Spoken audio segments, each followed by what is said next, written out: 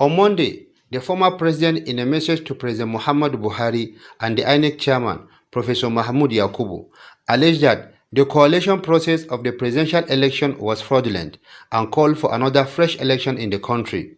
Obasanjo's statement has continued to generate heated reactions from different quarters, with some lecturers kicking against the former president's position. The person of Olusegun Obasanjo, who was the past leader of this country, for Obasanjo to call for the cancellation of this result, to me, is hypocrisy of the highest order. Because this is a man that conducted an election in 2007, okay? And the person that won that election, in the person of Alhaji Yaradua, himself confessed that that election was marred by a lot of irregularities. And it was on the basis of that that Yaradua himself set up the OBASANJO'S committee to look at the electoral reformation of election, to look at the reformation of election in Nigeria.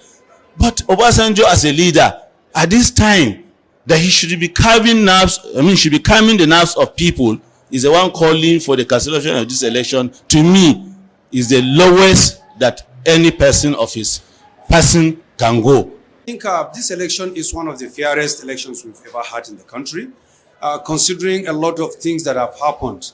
Look at one of the major contestants of the ruling party. That's in person of Bola Ahmed Tinubu, who lost gallantly in his own constituency in Lagos.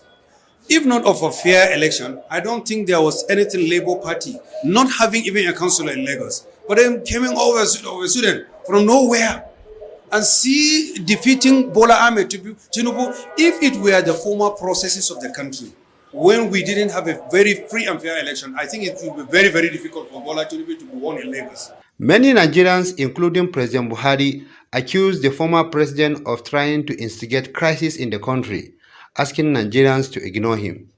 Ado Musa, Trust TV News, Jos.